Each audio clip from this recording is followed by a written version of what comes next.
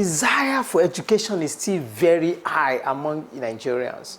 Nigerians are just amazing people. We want to learn. I once read about the statistics that, most Nigerian population in the United States of America, that a significant percentage of Nigerians there were educated or were pursuing their, education. And that's quite, good that we are enthusiastic, we want to learn.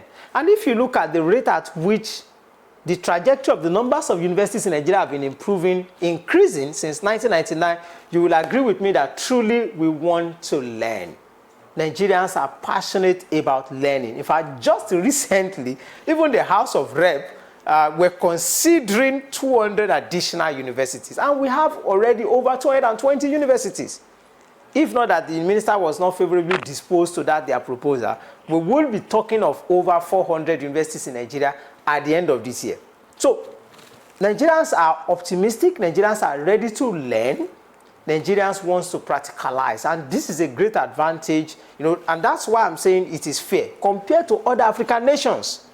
I'm sure if we look at all the countries in East Africa, in West Africa, North and South Africa, I don't think there is any country in Africa out of the whole 54 countries that can really boast of the number of universities that we have, and that can also talk about the proportion of youth that are quite enthusiastic about university education. So it's a bit fair. And then the government just over a year ago, announced NEL fund, which means you can school on loan. And I think the minister even a few days ago was even begging Nigerians students to go and take the loan and use it for educational purposes. So we have a government that is passionate about education. I can't beat my chest that we have 2-3 other countries in Africa, in West Africa specifically, where students can also access loans. I'm not sure. Okay, I'm sure outside the shores of Nigeria, in Europe, in America, in Asia, the facility is there, the fund is there. But in West Africa, where we know that most countries are struggling, we have a government that have tried to put a structure in place that students can access loan to fund their education. So that's the reason why I say it's fair. And then, but sadly also, the institutions in Nigeria are not getting appreciable funding for research.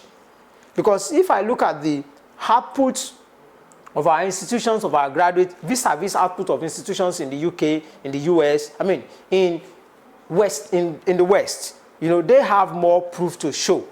And there is a great connection between the output from these institutions, output from professionals, and the funding or the level of funding available in all these countries.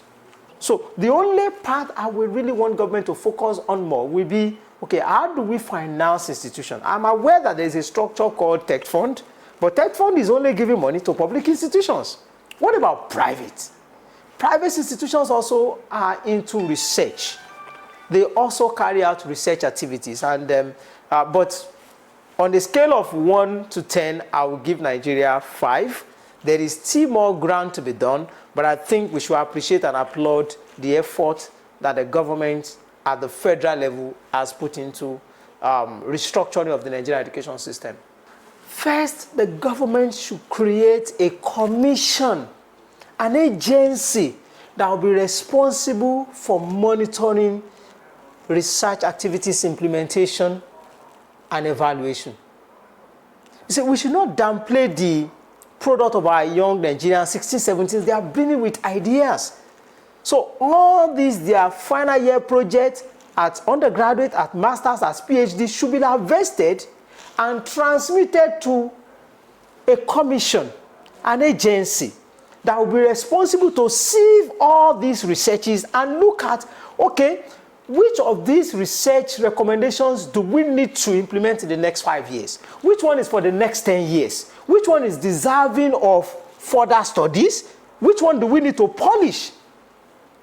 Because if we don't do this, we may remain among the wretched of the earth.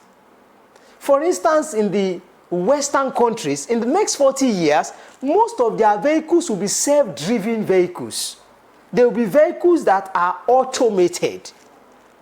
For instance, if we talk of war ammunition, for instance, just a little deviation, the kind of guns, the kind of ammunitions or machinery that we are still using in Africa is not what they are using to fight wars in other parts of the country.